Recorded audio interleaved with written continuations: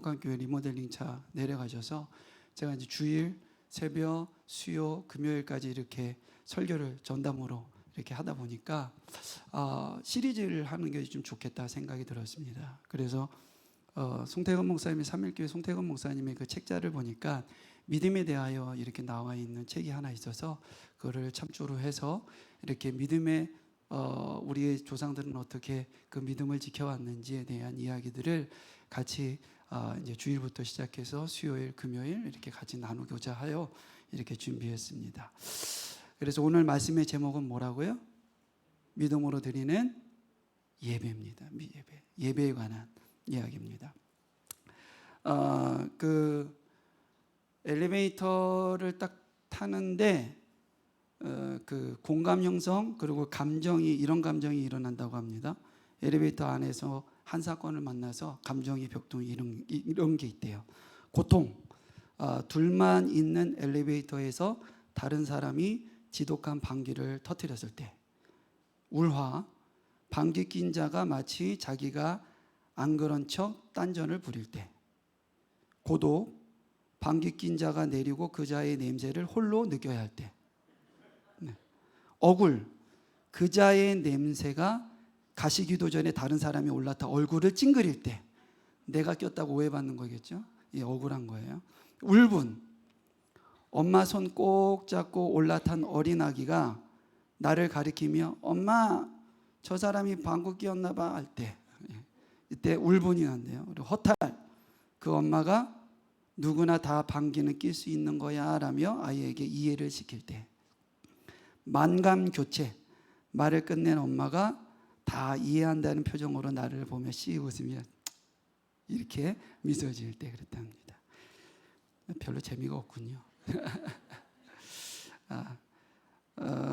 제가 유머를 자꾸 준비하는 이유는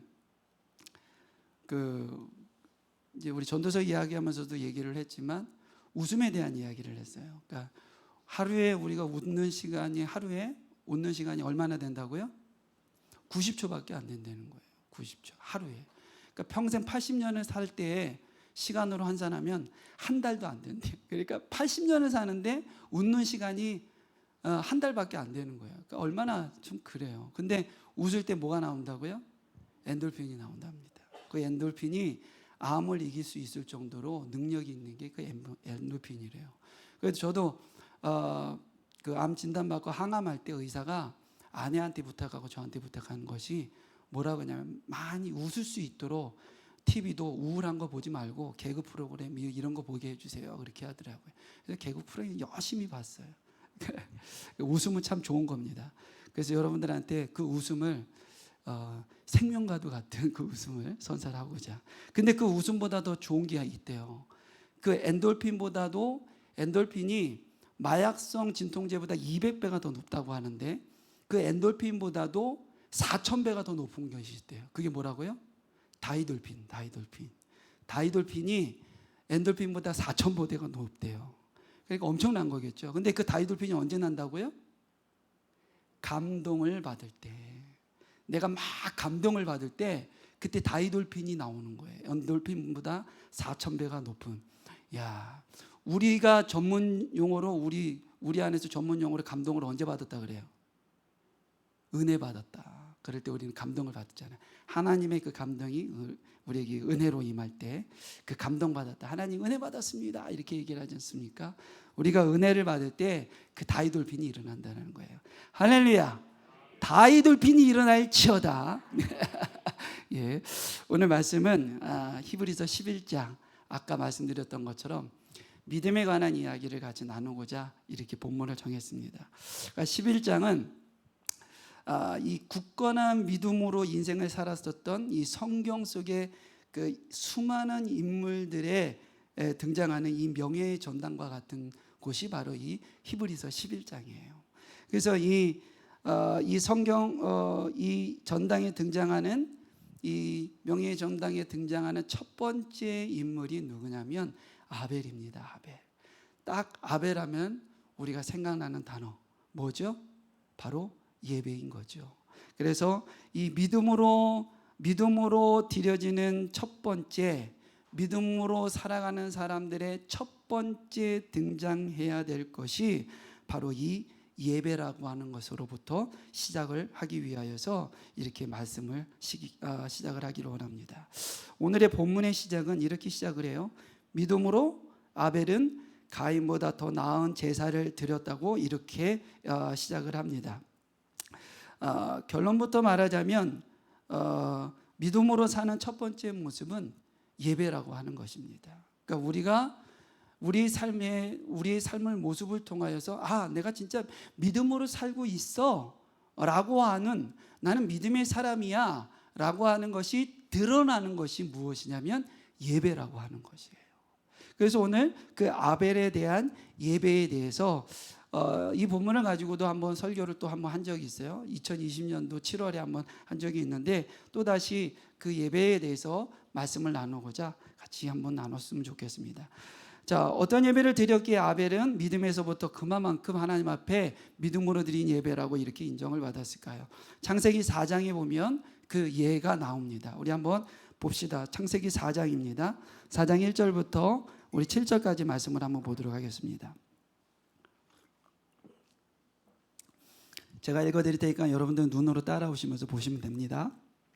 아담이 그의 아내 하와와 동침하며 하와가 임신하여 가인을 낳고 이르되 내가 여호와로 말미암아 등남을 하였다. 이게 무슨 말씀이냐면 아담과 하와가 에덴 동산에서 죄가 임하기 전에 살았을 때 하나님의 은혜 가운데 그들이 살았지만 죄로 인하여서 에덴 동산에서 쫓겨났습니다.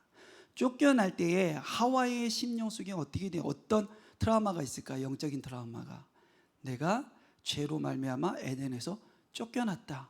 하나님께 버림받았다. 라고 하는 영적인 트라우마가 이야기 있는 거예요. 그러다 보니까 지금 가인을 통하여서 가인을 낳았다는 출산을 했다는 것은 하나님께서 나를 버리지 아니하셨다라고 하는 이 믿음의 고백을 지금 하와가 하고 있는 것입니다. 그래서 하와가 임신하여 가인을 낳고 이르되 내가 여호와로 말미암아 등남하였다 이렇게 고백을 하는 겁니다. 2절에 보면 그가 또 가인의 아우 아벨을 낳았는데 아벨은 양치는 자였고 가인은 농사하는 자였더라. 세월이 지난 후에 가인은 땅의 소산으로 제물을 삼아 여호와께 드렸고 아벨은 자기도 양의 첫 새끼와 그 기름으로 드렸더니 여호와께서 아벨과 그의 제물은 받으셨으나 가인과 그의 제물은 받지 아니하시니라. 가인이 몹시 분하여 안색이 변하니 여호와께서 그 가인에게 이르시되 내가 분하여 하면 어찌 됨이냐 안색이 변하면 어찌 됨이냐 라고 이렇게 얘기를 하는 거예요. 우리는 이 본문을 통하여서 좀 이전에 해석했었던 많은 전통주의적인 방법과 그 추론적인 정통적인 방법이 아니라 정말 성경을 통하여서 이 본문을 어떻게 해석을 하고 있는지, 성경에서 말하고 있는 해석은 어떤 것인지에 대해서 우리가 좀 이렇게 성경을 보면서 좀 알아갔으면 좋겠어요. 먼저 아벨의 제사는 어떤 제사였다고요? 아벨의 제사는 어떤 제사였고 가인의 제사는 어떤 제사였고 왜 아벨의 제사는 받아들여졌고 가인의 제사는 거절되어졌는지 오늘 본문을 통해서 한번 알아보기 원합니다. 우선 성경의 객관적이고 역사 문법적인 정보는 이렇습니다. 가인은 농사를 하는 자였었어요. 아벨은요 양치는 자였었죠. 그리고 어느 날 두 사람이 하나님 앞에 제사를 드렸습니다. 그리고 당연히 가인은 무엇으로 제물을 드렸어요? 자기가 지었던 농사의 제물로 그 제물을 드렸고 아벨은 자기가 키웠던 양으로서 제사를 드렸어요. 그런데 가인의 제사는 거절이 되어졌고 아벨의 제사는 하나님 앞에 기쁘게 하나님이 받으셨습니다. 이전의 전통적인 해석의 방법은 동물의 피를 흘렸기 때문에 흘린 희생적인 제사를 드려야 하는데 가인의 제사는 피 흘리는 희생의 제사였기 때문에 드려졌지만 아벨의 제사는 피 흘림이 있는 가인의 제사는 피 흘림 농사를 졌기 때문에 피 흘림이 없는 제사였기 때문에 받아들여지지 않았고 아벨의 제사는 피 흘림이 양으로 드려지는 이 피 흘림의 제사가였기 때문에 드려졌다 이렇게 해석을 했었습니다. 그렇다면 우리가 의문점을 하나 좀 가져야 될 것이 하나님은 직업을 차별하시는 분일까요? 혹은 농사 짓는 사람이 농작물로 제물을 드리는 것이 이상을 합니까?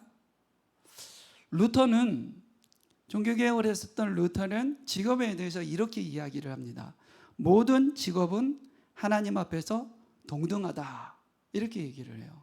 존 칼빈은 뭐라고 이야기를 하냐면, 이 땅의 일은, 이 땅의 직업은 종교 생활과 똑같이 중요하다, 이렇게 이야기를 해요. 그러니까 루터는 주어진 역할을 다하는 책임의 차원에서 직업의 소명을 이야기를 하였다면, 칼빈은 하나님이 각 사람에게 특별한 재능과 능력을 주셨으므로 은사 사용의 차원에서 직업의 의미를 강조한 것이 바로 이 존 칼빈의 직업관이었었어요. 그래서 존 칼빈은 어떤 이야기까지를 했냐면, 너희들의 직업을 우습게 여기지 말라고 얘기를 해요. 직업을 단순히 먹고 사는, 돈을, 너희들의 생계를 유지하고 너희들이 필요한 물질을 조달받는 그런 곳으로 생각하지 말라고 얘기합니다. 직장은 또 다른 선교의 현장이다라고 이렇게 이야기를 하고 있어요. 이것이 바로 존 칼빈의 주장하는 직업관이었습니다. 그렇다면 존 칼빈이 그렇게 주장하는 것처럼 오늘 본문의 말씀에 보면, 만약에 피의 제사를 드리고 피의 제사를 드리지 않는 것을 하나님이 받으셨다면, 하나님은 직업에 대해서 차별을 하시는 분일까요? 만약에 그것이 하나님이 직업에 대한 차별을 하시는 분이라면, 사람들이 그 삶의 현장에서 드려지는 모든 예배를 주님이 받으시지 않는다라고 하는 것이에요. 어떤 사람의 직업은 좋고 어떤 사람의 직업은 나쁘고, 직업이 좋은 하나님의 피 흘림이 있는 직업에 있는 사람들이 예배는 받으시고, 피 흘림이 없는 직업을 가지고 있는 사람들의 예배는 받지 아니하시고, 그럼 모든 사람들은 다 양치기를 해야 되고 피 흘리는 제사를 드릴 수 있는 그 직업을 가져야 되는 것이잖아요. 하나님은 만약에 그런 직업의 차별이 있다면 우리는 하나의 직종밖에 가질 수가 없습니다. 그러나 하나님은 그런 하나님이 아니세요. 제사를 드리기 위해서 피를 이용해야 한다면 모든 사람들이 다 양치기가 되어줘야 되는 겁니다. 그런데 오늘 성경에 보니까 그런 것이 아니라는 것을 말씀을 하고 있어요. 한번 우리 창세기 4장 3절입니다. 우리 읽었던 본문, 제가 읽었던 본문인데 다시 한번 읽어보도록 하겠습니다. 창세기 4장 3절 같이 읽겠습니다. 시작. 세월이 지난 후에 가인은 땅의 소산으로 제물을 삼아 여호와께 드렸고, 이 짧은 구절 하나에서 놓쳐서는 안 될 것이 바로 이 세월이 지난 후에예요. 세월이 지난 후에. 이 세월이 지난 후에라고 하는 것은 원문을 보면 이 특정한 절기가 끝난 후에라고 이렇게 표현을 합니다. 특정한 절기가 끝난 후에. 그러니까 어떤 일정한 시간이, 어떤 특정한 기간이 지난 것을 이야기를 하는 것입니다. 그것을 오늘 본문에서 재해석을 하면 이런 거겠죠. 들판에서 양치는 시기가 끝나고, 그리고 가을 거지가 끝난 후를 이렇게 이야기를 하는 거겠죠. 그게 어느 정도 시간이 걸릴까요? 1년이라는 시간이 걸리는 것이죠. 그러니까 들판에서 그들에게 양들이 먹을 수 있는 초목들이 있는 곳을 돌아다니면서 그들에게 초목을 먹이고, 그 양들이 생산하고 출산하고 또 자라나고 이런 것들을 보고 1년 동안 양들이 커가는 모습을 보고, 그리고 농사꾼이 씨앗을 뿌려서 가을거지에 다시 추수를 할 때까지의 그 1년의 과정들을 본다라는 것을 얘기하는 것이에요. 그러므로 막연한 기간을, 이 세월이 지난 후에라고 하는 것은 막연한 기간이 흐른 후에가 아니라 길게 봐야 1년 정도가 흐른 후에라는 것을 이야기를 하는 겁니다.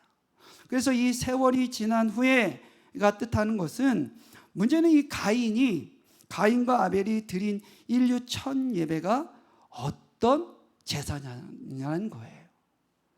가인과 아벨이 드렸던 그 제사의 성격이 어떤 제사의 성격을 가지고 있느냐라고 하는 것이 굉장히 중요한 것입니다. 이 제사가 희생물을 잡아서 드리는 희생 제사가 아니라는 것을 우리는 본문에서 알 수가 있어요. 1년 동안 수확한 것에 감사한 제사라고 하는 것입니다. 세월이 지난 후에라고 하는 것은 희생 제사를 드리는 것이 아니라 감사의 제사를 드렸다는 거예요. 그러니까 속건제, 번제 등 이 희생물을 잡아서 드리는 이 번제, 이 규칙대로 드려지는 이 제사는 언제부터 생겼냐면 모세 시대 이후부터 생겼어요.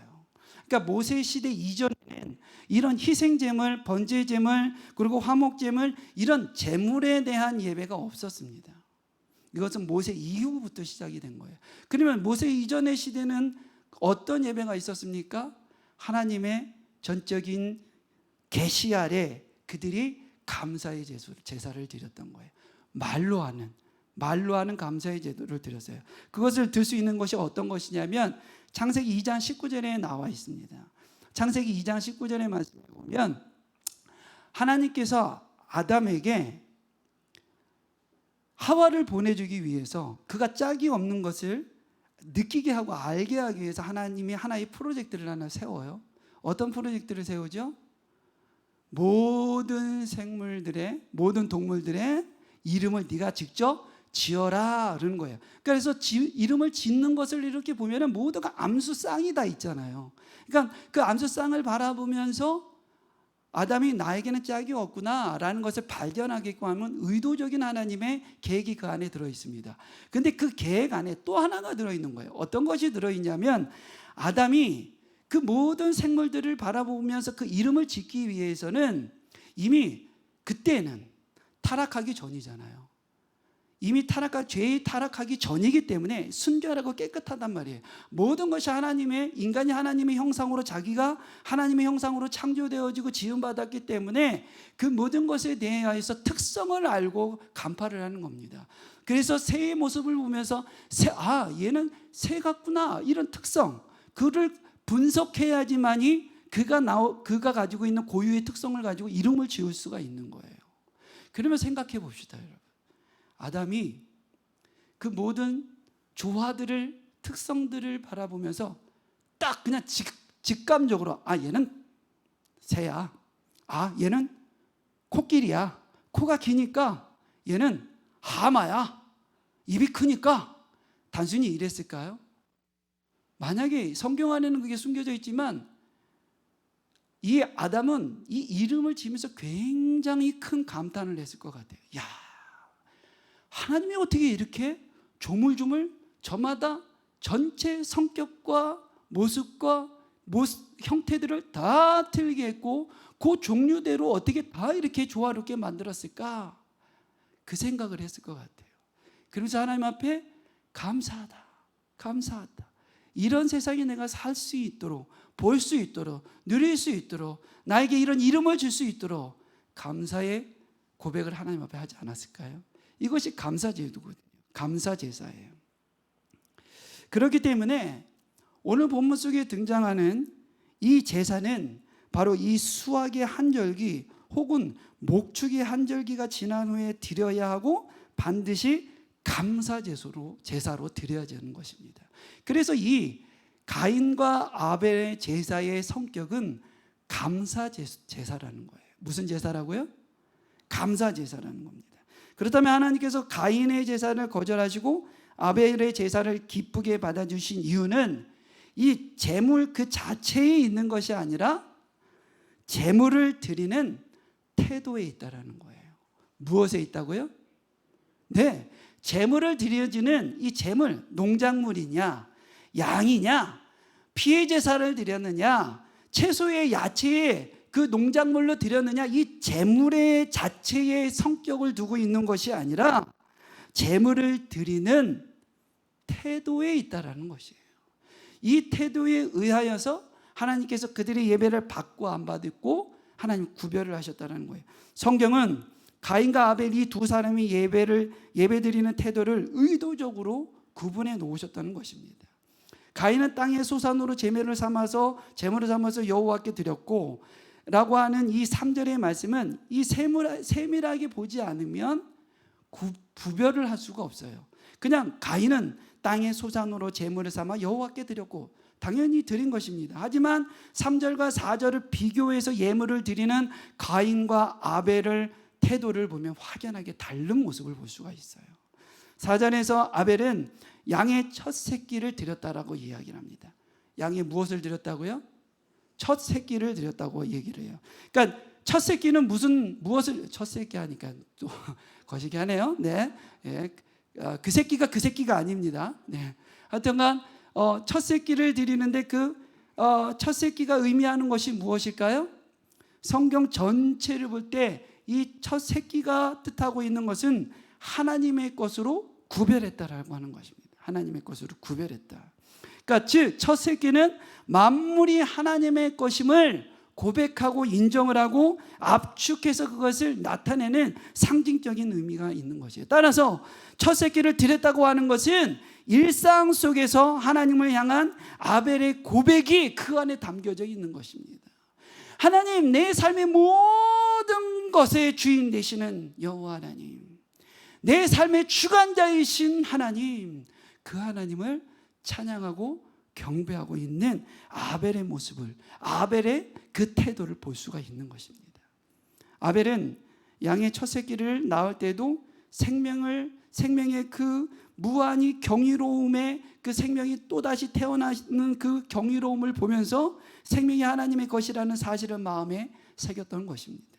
어떤 생각으로 이 첫 새끼를 하나님께 드리려고 구별해 놓은 것일까요? 하나님을 경외하는 마음이 그 안에 있었다는 것이에요.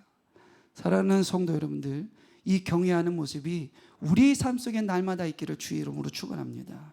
그러므로 아벨의 예배는 단순히 형식을 갖춘 제의적인 예배가 아닙니다.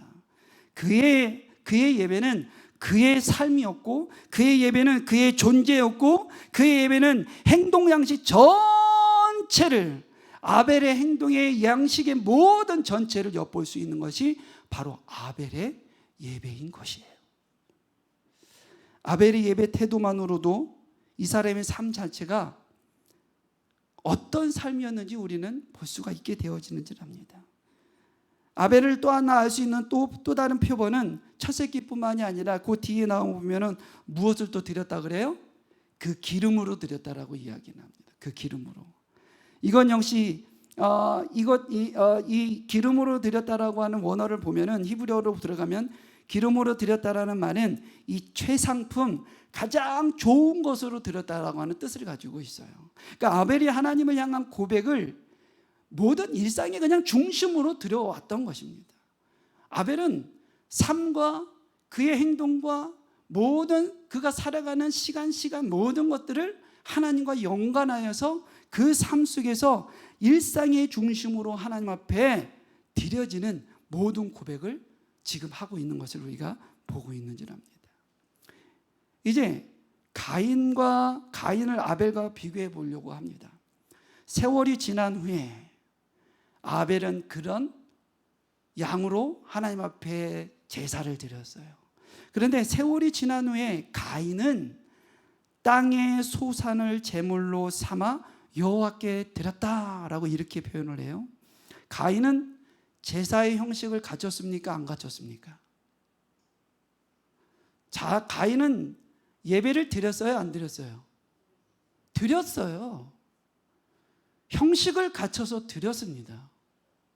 가인도 그의 자기가 1년 동안 가꾼 이 농작물들을, 그리고 소산의 제물들을 삼아서 제사의 형식을 가지고 하나님 앞에 그 제사를, 그 예배를 드린 것이에요. 5절을 보면 그런데 5절에 보면 가인과 그의 제물은 받지 아니하신지라 이렇게 이야기를 하는 것입니다. 가인의 존재 자체가 제물과 함께 거절이 되어진 거예요. 가인이 드렸던 소산물과 그의 예배를 하나님이 받지 아니하셨다 이렇게 이야기를 합니다. 아벨은 자기도 양의 첫 새끼와 그 기름으로 드렸더니 하나님께서 아벨과 그의 제물은 받으셨으나 4절에 아벨의 경우에는 하나님께서 아벨의 존재 자체를 기뻐하시면서 받으셨지만 가인의 제사는 가인의 그 소산과 그 제물을 삼아 여호와께 드렸지만 그 제물과 모든 소산들을 받지 않느냐 하셨어요.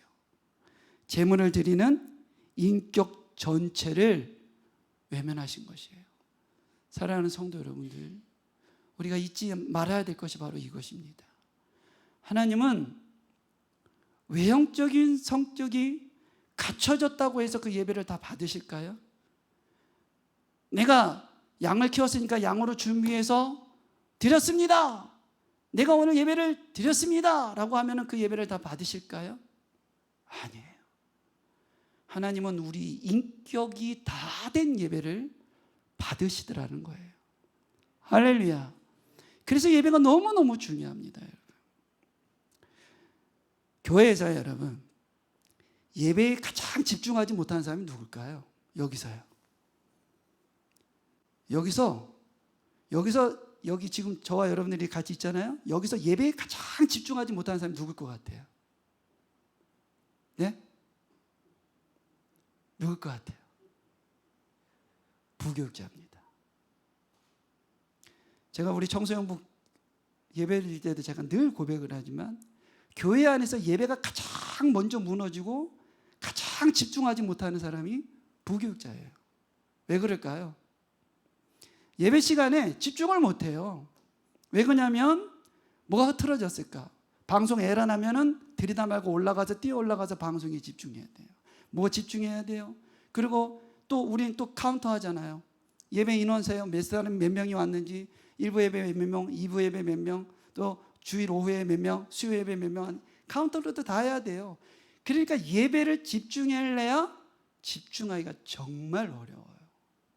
그래서 교육자들이 예배에 집중하려고 정말 전심으로 하지 않으면 교육자들 정말 예배에 매일같이 무너진 예배를 드릴 수밖에 없네요. 쪼강 예배, 전인격적인 예배를 드릴 수가 없습니다. 전에 교회에서는요, 그래서 전에 교회에서는 그 교회에서는 그렇게 했었어요. 그래서 사역자 예배가 따로 있어가지고 거긴 새벽 예배, 주일 새벽 예배가 없었거든요. 그래서 7시 반에 사역자 예배라 그래서 봉사자들, 주일 봉사자들은 다 7시 예배에 아무것도 안 하고 말씀과 찬송과 말씀만 딱 가지고 7시 30분에 사역자 예배를 딱 드리는 거예요. 그리고 온전한 자기 예배를 다 드린 자들이 주일 동안 아침부터 저녁까지 봉사의 자리에 나가는 겁니다. 그럼에도 불구하고요, 예배를 드리기가 참 어려워요. 사랑하는 성도 여러분, 예배 승리하기를 소망합니다. 예배 우리가 와서 앉아있다고 그 예배 다 성공할 걸까요? 아닙니다. 외형만 갖췄다고 다 예배 승리하는 겁니까? 아닙니다. 그랬다면 하나님께서 가인의 예배도 흠모히 받아주셨을 거예요. 그러나 하나님이 가인의 예배를 흠모히 받지 않으셨어요. 왜 그러냐면 그는 외형만 가지고 있는 예배였기 때문에요. 사역자들이 사각지대가 참 많아요. 전에 교회 사역했을 때 부교육자가 10명이었습니다. 전임 사역자들이 10명이었는데 그때 저하고 같이 잠깐 사역했었던 저와 아주 친하고 저와 이름이 가장 비슷하고 있었던 저와 체격, 그때는 체격이 저도 이따만 했거든요. 90kg가 나갔을 때니까. 그 목사님하고 잠깐 저랑 같이 사역을 했어요. 근데 이제 그 목사님은 찬양을 담당하였기 때문에 모든 1, 2, 3부 예배에 다 찬양을 인도하는 거예요. 찬양 인도 딱 끝나면 없어져요. 그래서 어디 갔는가, 그리고 이제 예배를 드리다 말고 어디 갔는가 이렇게 찾아봐요. 찾으러 가면 식당에 가서 밥 먹고 있어요. 그래서 이제 원체 친하니까, 형제같이 친하니까 막 뭐라 그러죠.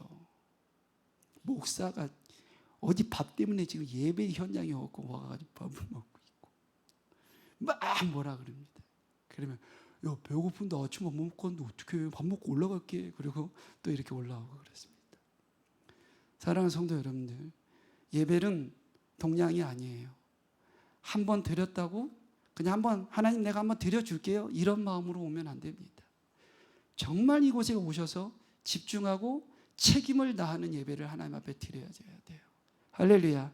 우리 찬양팀들도 보면은 찬양하고 나서 후다닥 우리 어린 친구들 같은 경우는 청소년부 같은 아이들 보면은 후다닥 찬양 끝나면 막 없어져요. 없어지다가 한참 있다 다시 돌아가고 어디 갔다 왔니? 그러면 물 먹고 왔어요. 막 그래요. 그러면 그 순간 갔다 오는 그 사이에 우리의 영적인 집중력은 이미 다 떨어졌거든요. 찬양 30분 동안 정말 열과 성의를 다해서 하나님 앞에 집중하여 예배자로서 섬기고 영적으로 집중해서 딱 서 있는데 저 문을 나간과 동시에 그냥 다 무너져 버리는 거예요. 예배 집중력이 사라지는 겁니다. 그게 가인의 예배라는 우리 유다서 1장 11절 한번 볼까요? 유다서 11장입니다. 1장 11절 같이 읽겠습니다. 시작. 화 있을진저 이 사람들이여 가인의 길에 행하여 삶을 위하여 발람의 어그러진 길로 몰려갔으며 고라의 패역을 따라 멸망을 받았도다. 누구에게 화가 있었다고요? 누구에게 화 있는 것을 선언합니까? 가인의 길로 행한 사람들을 향해서 화 있다라고 얘기를 해요. 외형적인 예배, 겉모습만 있는 예배, 이 예배는 하나님이 받으시지 않아요. 우리의 몸만 와 있다고 예배 받으십니까? 아닙니다. 그러면 여러분, 주일 예배만 잘 되면 우리 예배가 끝납니까? 아닙니다. 주일 예배는 예배의 시작과 동시에 예배의 시작을 알리는 것이며, 또는 주일 예배는 결론을 이야기하는 것이에요. 우리가 주일 예배를 온전하게 잘 성수하고 주일 성수 하는데, 주일 성수가 뭘까요, 여러분? 아침부터 저녁까지 예배자로 살아가는 거예요. 일부 예배 드렸다고 해서 나는 일부 예배 드렸으니까 나머지는 그냥 내 마음대로 이건 주일 성수가 아닙니다. 온전한 주일 성수는 주일을 주님 앞에 드려지는 것이거든요. 주를 위하여 사용되어지고 주를 위하여 드려지는 것이 바로 주일 성수예요. 그런데 우리는 지금 현대 신학에 들어와서, 현대 문화에 들어와서 이 주일 문화가 너무 많이 무너졌습니다. 다시 회복하기를 주의 이름으로 축원합니다. 할렐루야. 다시 우리 주일 성수 회복하고요, 예배 회복되기를 원하고요, 주일 예배가 다시 회복되어졌다면 나머지 시간들이 회복되어지기를 주의 이름으로 소망합니다. 우리가 요일을 할 때 제일 앞에 나오는 게 뭐예요? 제일 앞에 무슨 날부터 시작합니까? 주일부터 시작합니다. 그럼 주일은 시작이에요, 끝이에요? 주일은 시작입니까, 끝입니까? 시작입니다. 시작. 주일은 끝이 아니에요. 시작입니다. 주, 월, 화, 수, 목, 금, 토 이렇게 되어져요. 말씀을 들어서 무장한 우리들이 그 말씀을 들고 삶의 현장으로 들어가 아벨이 그의 삶에서 가축을 가꾸고 그가 하나하나 새끼들을 바라보면서 기름을 축적하면서 그가 그 모든 생동감을 들이며 하나님의 영광과 그 영화로움을 그가 체험하며 하나님을 경외하며 하나님을 외치며 살아가는 그 삶의 현장에서 하나님을 외치고 감사의 제사를 드리는 그 모습처럼 우리의 삶에서 주일 예배 이후에 그런 역사가 일어나야 된다는 것이에요. 할렐루야. 이 예배의 회복이 있는 저와 여러분들의 삶이 되어지기를 주의 이름으로 축원합니다. 우리 찬양단 나오셔서 같이 찬양하겠습니다.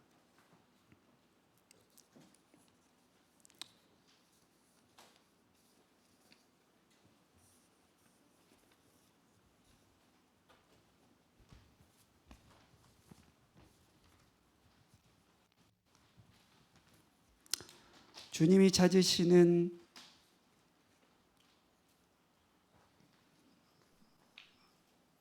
악보가 없어요.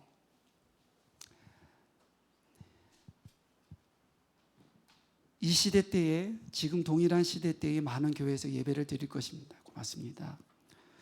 동시대 때에 많은 사람들이 예배를 드릴 거예요. 그런데 찬양의 가사에 보니까 이런 가사가 있습니다. 주를 위한 이곳에 예배하는 자들 중에 그가 찾는이 없어 주님께서 슬퍼하시네. 주님이 찾으시는 그 한 사람, 그 예배자, 내가 그 사람 되길 간절히 주기에 원합니다. 이렇게 고백을 합니다. 성령 하나님께서 이곳을 주목하여 보십니다. 그러면서 하나님께서 바라시는 것은 그 예배자가 네가 되길 원한다. 너 김병아, 네가 되길 원한다. 내가 찾는 그 한 사람, 네가 되길 원한다. 앉아있지만 정말 이들이 예배를 진짜 드리고 있는지, 내가 이렇게 보건대 그러지 못한 것들이 너무 많구나. 너만큼은 예배자로 서 있기를 원한다. 주님이 우리에게 그런 말씀을 하시는 것 같습니다. 고백하며 주 앞에 기도하며 나아가도록 하겠습니다.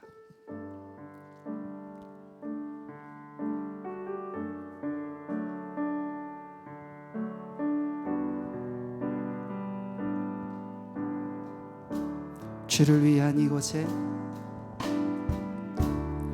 주를 위한 이곳에 예배하는 자들 중에 예배하는 자들 중에 그가 찾는 이 없어 그가 찾는 이 없어 주님께서 슬퍼하십니다. 주님이 찾으시는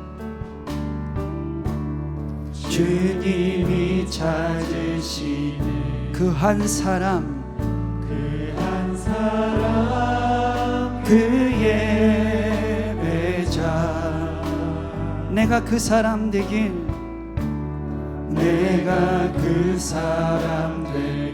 간절히 주께 예배합니다.